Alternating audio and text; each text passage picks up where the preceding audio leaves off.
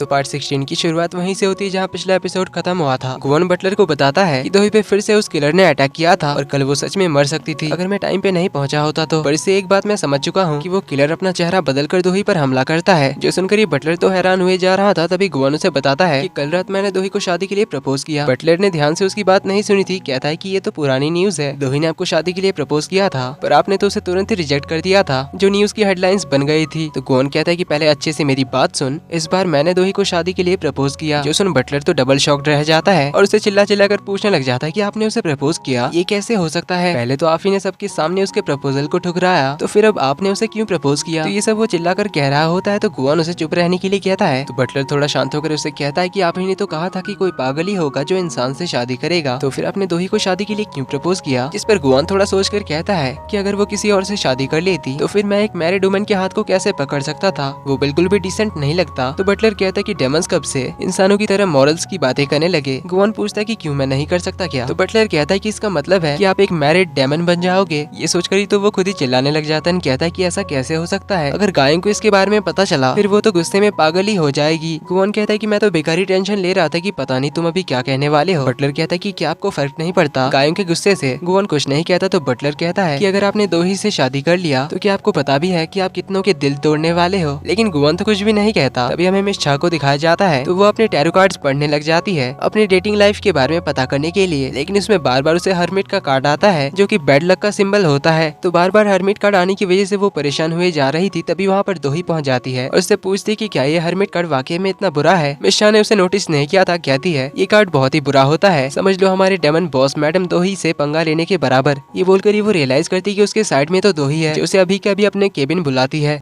मिशा तो काफी घबरा जाती है कि अब तो मैं गई काम से। तो दोही उसे कहती कि मैंने एक रूमर सुना है। उसने इतना कहा ही था कि मिशा कहने लग जाती कि मैंने आपके बारे में कभी कुछ बुरा नहीं बोला और पीठ पीछे तो बिल्कुल भी नहीं। तभी दोही कहती कि मैंने सुना है कि तुम एक काफी अच्छी टैरो कार्ड रीडर हो। इसके बाद ही मिशा अपने कार्ड्स निकालती है, दोही को एक कार्ड चूज करने को कहती है। काफी सोचने के बाद दोही एक कार्ड उठाती है जो होता है व्हील ऑफ फॉर्च्यून का कार्ड, जिस बारे में दोही मिशा से पूछती है तो वो बताती है कि ये काफी अच्छा कार्ड है जो रीयूनियन को सिंबलाइज करती है, यानी कि आपकी मुलाकात किसी खास इंसान से होने वाली है जिसके साथ आपकी नई शुरुआत होगी। मिशा की बातें सुन दोही तो सरप्राइज्ड रह जाती है। इधर बटलर तो खुद ही अपना लाया हुआ खाना खा रहा था और अपने ही बनाए खाने की तारीफ करने लग गया था। तो गुवन भी थोड़ा सा टेस्ट करता है, लेकिन तभी वो जूसियोक को देखता है जो हाथों में फ्लावर लिए ऑफिस के अंदर जा रहा था। इससे गुवन तो बड़ा गुस्सा और जेलस होता है जो हमें उसका फेस देखकर ही समझ आता है। जूसियोक फ्लावर्स लेकर दोही के केबिन में आता है। दोही उसे देखकर पूछती है कि क्या बात हो गई जो यहाँ आना पड़ा। जूसियोक कहता है कि मैं बस तुम्हें फ्लावर्स देने के लिए आया था, वो मुझे कल के लिए थोड़ा बुरा लगा कि मैंने बिना फ्लावर्स के तुम्हें प्रपोज कर दिया। वो जल्दबाजी में मुझे फ्लावर्स के बारे में याद ही नहीं रहा। जो सुन दोही थोड़ा स्माइल करने लग जाती है और उसे ड्रिंक्स पूछती है। तो उनके बीच सीन थोड़ा सा ऑकवर्ड हो रहा था। तो जूसियोक दोही के हाथ के चोट के बारे में पूछता है। दोही बताती है कि अभी ठीक है। अगर इन दोनों के बीच थोड़ी ऑकवर्ड सी साइलेंस हो जाती है, इसलिए दोनों तो हंसने ही लग जाते हैं। दोही कहती है कितना अजीब है ना हम दोनों के बीच ये ऑकवर्डनेस, पर हम दोनों ऑकवर्ड क्यों फील कर रहे हैं? यही सब बोलते हुए दोनों ही हंसने लग जाते हैं, जिन्हें गुवन तो बाहर से जेलसी की नजर से देख रहा होता है। कहता है कि इसमें हंसने वाली क्या बात है, कौन सी फनी बात कह दी जो दोनों इतना हंस रहे हैं? अब उसे देखकर और उसकी बातें सुनकर बटलर कहता है कि बॉस क्या आप जेलस हो? इस पर गुवन तो चिढ़ते हुए कहता है कि मैं क्यों जेलस होऊंगा और मुझे तो समझ ही नहीं आता कि लोग जेलस क्यों होते हैं, और वैसे भी मैं इन जैसा बेकार इंसान तो नहीं हूँ जो मैं इन्हें देखकर जेलस फील करूंगा। ये कहते हुए उसके चेहरे पर तो जेलसी साफ दिखाई देती है। जो देख बटलर तो उसे मस्ती करने लग जाता है। तो गुवन उसे मिशन के नाम से डराने के लिए कहता है कि मिशन आ रही है। उनका नाम सुनकर ही तो बटलर भाग जाता है और इधर दोही जूसियों के साथ अंदर चली जाती है। जो देख गुवन तो गुस्से में मिस्टर जिन का कॉफी पाउडर उठाकर ले जाता है। इधर दोही और जूसियों अपने बचपन के बारे में बातें करते हुए काफी हंसने लगते हैं। दोही कहती है मैं जब पहली बार तुमसे मिली थी तुम बहुत ही ज्यादा शरारती थे, पर कल जिस तरह से तुमने मुझे प्रपोज किया तुमने बचपन से काफी चेंजेस आए हैं। जूसियोक कहता है कि तुम्हारी शादी के बारे में सोचकर मुझे बिलीव नहीं होता। दोही कहती है मुझे भी बिलीव नहीं हो रहा है कि मैं शादी करने जा रही हूँ। जूसियोक कहता है कि मैंने जो कल तुम्हें प्रपोज किया वो मैंने ऐसे ही नहीं किया, बल्कि मैंने जब पहली बार सुना था कि तुम ब्लाइंड डेट पर जा रही हो, ये सुनकर ही मुझे बुरा लगा था। फिर जब तुमने गुवन को शादी के लिए प्रपोज किया तब मैं गुवन से काफी जेलस था। उसके बाद ही मैंने तुम्हारे लिए मेरी फीलिंग्स को रियलाइज किया। जो सुन दोही शॉक्ड होती है क्योंकि उसने ये सच में नहीं सोचा था कि जूसियोक के दिल में उसके लिए फीलिंग्स है। जूसियोक कहता है कि मैं तुम्हें यहाँ पर प्रेशराइज करने नहीं आया हूँ, बस मेरी फीलिंग्स के बारे में तुम्हें बताने आया था, इसलिए मेरे बारे में सोचकर ज्यादा प्रेशराइज फील मत करना। दोही कहती है बस मैं ये सुनकर थोड़ी सरप्राइज्ड हूँ कि मैंने हमेशा तुम्हें अपनी फैमिली की तरह माना है। जूसियोक कहता है कि अब रियल फैमिली बन जाते हैं, उसके बाद टाइम लेकर हमारे फ्यूचर के बारे में सोचेंगे, जिसके लिए मैं वेट कर सकता हूँ। जो सुन दोही और उसे कुछ नहीं कह पाती। वहीं इधर अपना गुवन तो काफी ज्यादा जेलस था, इसीलिए वो तो गुस्से में कॉफी बनाने लग जाता है। बहुत सारा पाउडर मिक्स करके आइस वगैरह मिक्स करके गुस्से में पी जाता है। तभी सॉन्ग जो पास ही बैठा हुआ था कहता है कि क्या हुआ, तुम्हारे लिए ये तो बेकार थी ना, तो अब इसे पीने में मजा आ रहा है ना। तो गुवन अपने गुस्से को शांत करके उससे पूछता है कि मुझे एक बात बताओ कि इसका मतलब क्या होता है जब एक इंसान आपका नंबर अपने इमरजेंसी कॉन्टेक्ट लिस्ट में ऐड करे। इस पर सॉन्ग उसे कहता है कि इसका मतलब ये होता है कि वो इंसान आप पर सबसे ज्यादा भरोसा करता है। ये कहकर वो उसे एक बुक दिखाता है, इसका नाम था 100 टिप्स फॉर फर्स्ट लव। गुवन कहता है कि क्या सच में सबसे ज्यादा भरोसा वो मुझ पर करती है। सॉन्ग कहता है हाँ बिल्कुल। ये सुनकर तो गुवन खुश होने लगता है, पर उसे याद आता है कि कल तो जूसेओक भी वहाँ पर पहुँच गया था, यानी कि दोही ने जरूर उसे भी अपने इमरजेंसी कॉन्टेक्ट लिस्ट में रखा होगा। जैसन गुवन फिर से ड्रिंक बनाकर पीता है, कहता है कि ये अच्छा नहीं है और उस 100 टिप्स वाली किताब को खोलने लग जाता है। सॉन्ग कहता है कि पेज नंबर 125 पर होगा, वो तुम्हारे लिए काम आएगा। तो गुवन उस बुक को पढ़ने लग जाता है, जिसके बाद काफी हैप्पीली बाहर आता है। सामने उसे जूसेओक दिखाई देता है, तो जूसेओक उसे बात करने के लिए बाहर बुलाता है, जहाँ गुवन उसे कहता है कि तो आज यहाँ तुम दोही से नहीं बल्कि मुझसे मिलने आए हो। जूसेओक कहता है कि तुम अपने बॉस का नाम लेकर बुलाते हो, क्या तुम्हें लगता है कि तुम उसके बराबर के हो। गुवन कहता है मेरी और दोही की रिलेशनशिप पर्सनल थी, प्रोफेशनल होने से पहले। तो जूसेओक उसे कहता है कि तुमने पहले सबके सामने दोही का प्रपोजल ठुकराया, तो फिर अब तुम उसे कंफ्यूज क्यों कर रहे हो। गुवन कहता है कि मुझे बस शादी पसंद नहीं थी, इसीलिए मैंने मना किया, पर मैंने ये तो नहीं कहा कि मैं दोही को लाइक नहीं करता।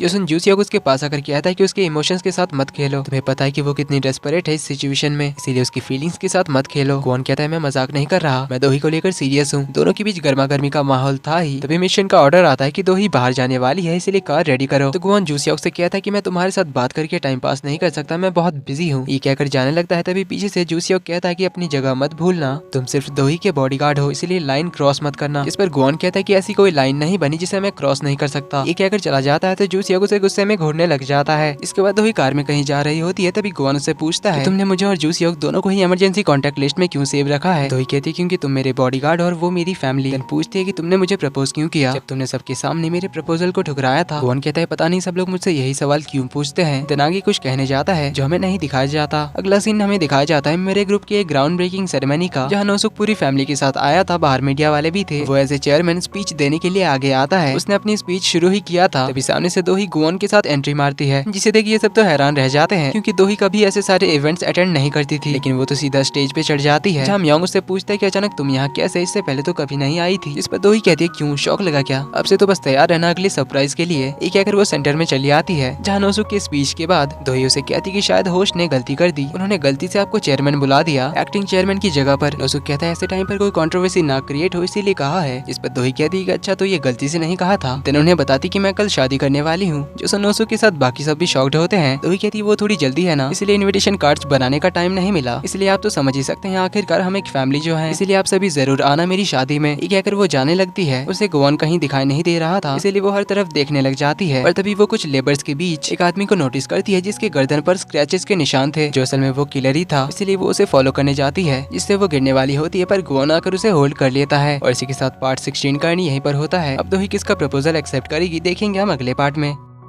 वीडियो पसंद आई तो वीडियो को लाइक कर देना, चैनल पर पहली बार आए तो do subscribe and hit the bell icon. जल्दी ही मिलते हैं अगले पार्ट में, तब तक के लिए take care and bye bye.